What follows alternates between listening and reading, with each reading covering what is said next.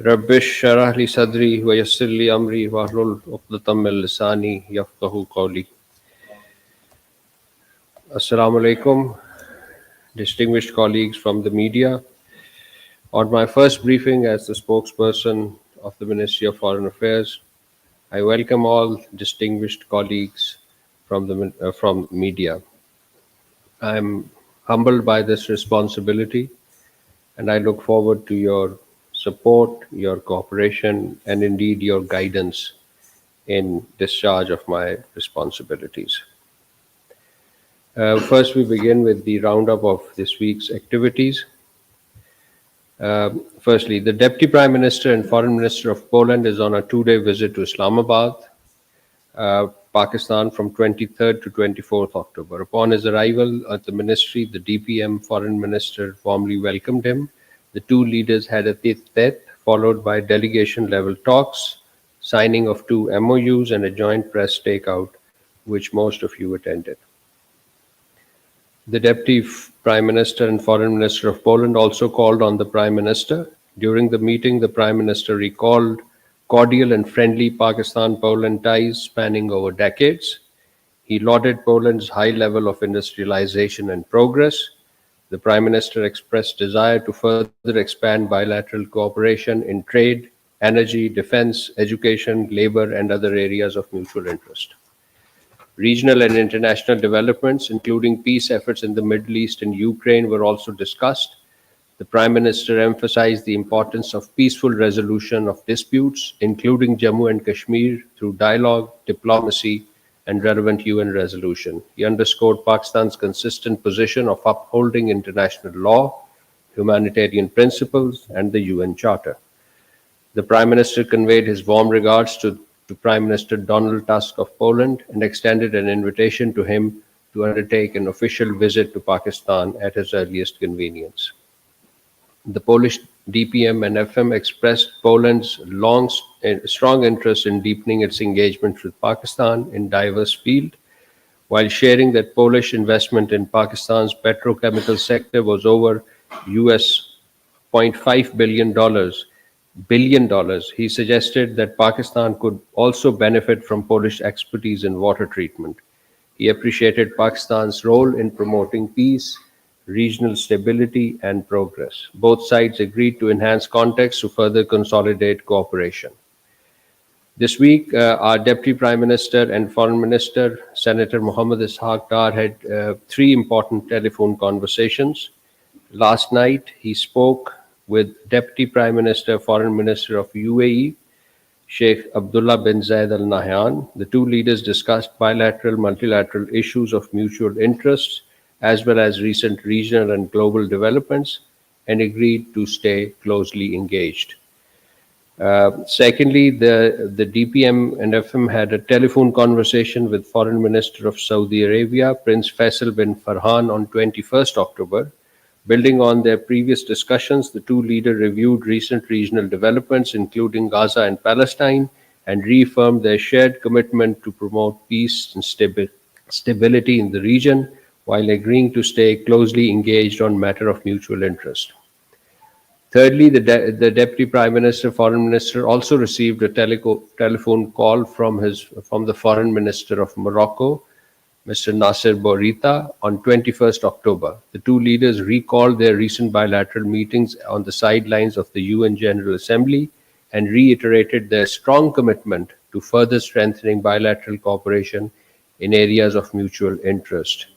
Foreign Minister Bourita was invited to visit Pakistan, which he graciously accepted.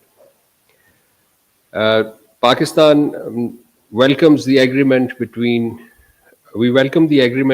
Pakistan and Afghanistan finalized in Doha, Qatar on 19th October 2025 as a first step in ensuring regional peace and stability. We deeply appreciate the constructive role played by brotherly countries Qatar and Turkey. The agreement came as a result of delegation-level talks held between Pakistan and representative of Afghan Taliban regime in Doha. Minister for Defense Khwaja Asif led our delegation. The talks focused on immediate measures to end cross-border terrorism against Pakistan stemming from Afghanistan, and the restoration of peace and stability along Pakistan-Afghanistan border. Pakistan also look forward to the establishment of a concrete and verifiable monitoring mechanism in the next meeting to be hosted by Turkey in Istanbul on 25th October 2025 to address the menace of terrorism emanating from Afghan soil towards Pakistan and prevent any further loss of life of Pakistanis.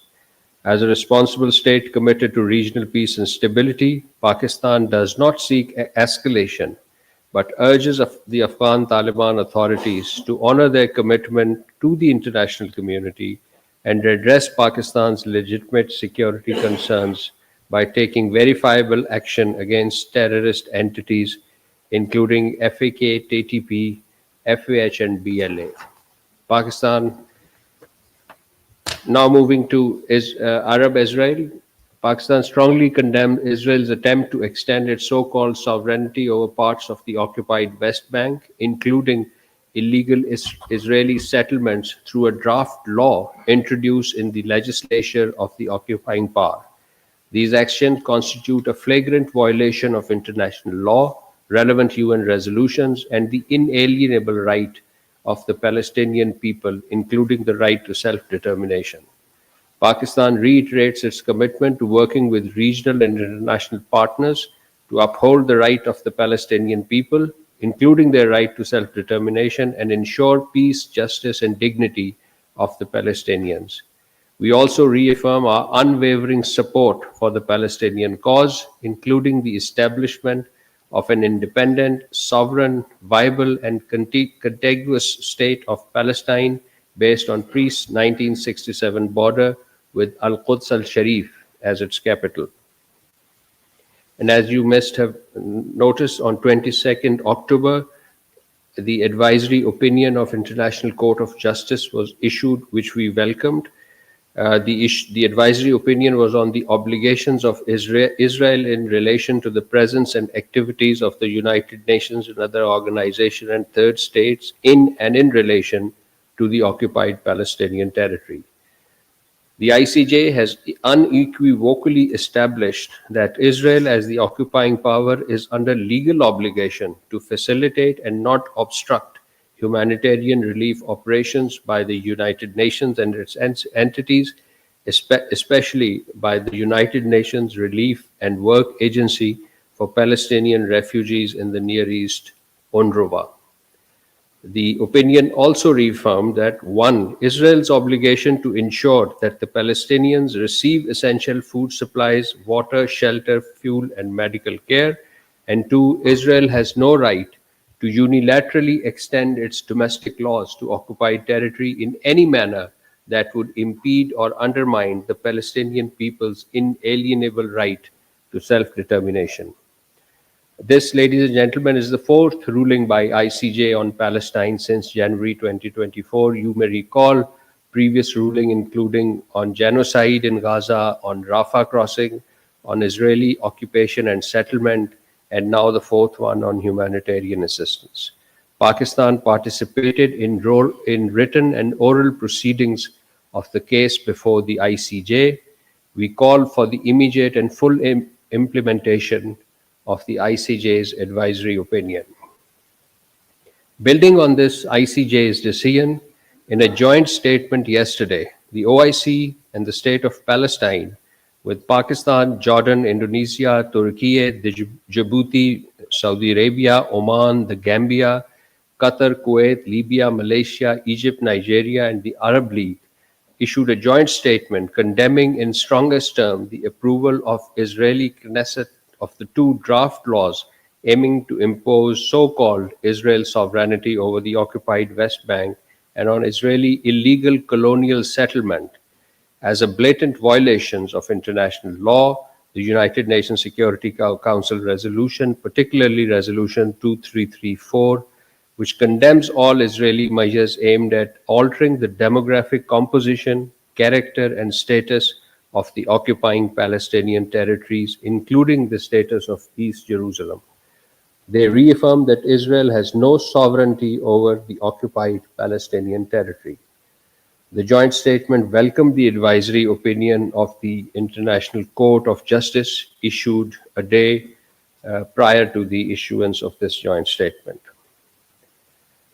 Moving on to the domestic front, ladies and gentlemen, Pakistan Space and Upper Atmosphere Research Commission, the SPARCO, has achieved a major milestone with the successful launch of Pakistan's first hyperspectral satellite, HS-1, from a Chinese satellite launch center. The satellite will enable precise monitoring and analysis of land use, vegetation, health, water resources, and urban development. It will enhance national capacities in precision agriculture, environmental monitoring, urban planning, and disaster management. This will improve resource management and strengthen resilience to climate-related challenges. It will identify geohazard risks, thereby promoting sustainable infrastructure development. This marks a pivotal step forward in Pakistan's space program and reaffirms SPARCO's professional excellence and highlights the long-standing collaboration between Pakistan and China in peaceful exploration of space and its application for socio-economic progress. The Deputy Prime Minister and Foreign Minister commended the scientists of this project. On 16th October, Pakistan Minister for Commerce, Jam Kamal Khan Sahab, along with the Minister for Transport of Ethiopia, Mr. Elumu Faisa, inaugurated the 5th Pakistan of Africa Trade Development Conference and Single Country Exhibition in Addis Ababa, Ethiopia. The event featured over 110 Pakistani exporters from 11 sectors under Pakistan's key initiative of Engage Africa policy, which aims to strengthen economic trade and investment ties with Africa, a region rapidly emerging as a global economic powerhouse. On sidelines of the event, the Minister of Commerce held a bilateral meeting with the chairperson of the African Union Commission, Mr. Mahmoud Ali Yusuf, at the headquarters of the African Union in Addis. The two leaders resolved to work towards institutionalizing cooperation in the field of agri-tech, food security, healthcare, education skills development, trade, and investment. The chairperson of the African Union was extended an invitation to visit Pakistan, which he gladly accepted. Pakistan, ladies and gentlemen, took part in the 19th mid-term ministerial meeting of the Non-Aligned Movement held from 15th to 16th October in Kampala, Uganda, under the theme Deepening Cooperation for Shared Affluence. The Pakistan delegation was led by our Special Secretary for Multilateral UN Affairs, Mr. Nabil Munir. In Pakistan's national statement, Special Secretary Nabil Munir emphasized NAM's vital role in promoting peace and development amid global challenges, including the unresolved disputes of Jammu and Kashmir and Palestine and the climate crisis. He reaffirmed Pakistan's support for NAM's principled stance on the right to self-determination for people under foreign occupation and condemned rising Islamophobia and war rhetoric in South Asia.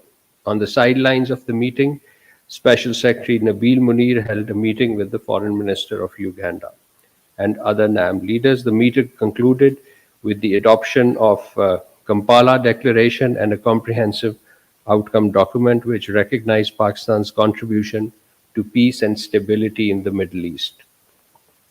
And finally, ladies and gentlemen, Pakistan this week conveys its heartiest congratulations to Her Excellency Madame Sanae Takaichi on her election as the Prime Minister of Japan and on the appointment of His Excellency Motegi Toshimitsu as the Foreign Minister of Japan. We look forward to working closely with Japan to further strengthen the enduring friendship and cooperation between the two countries. I thank you all, and I now open the floor for questions.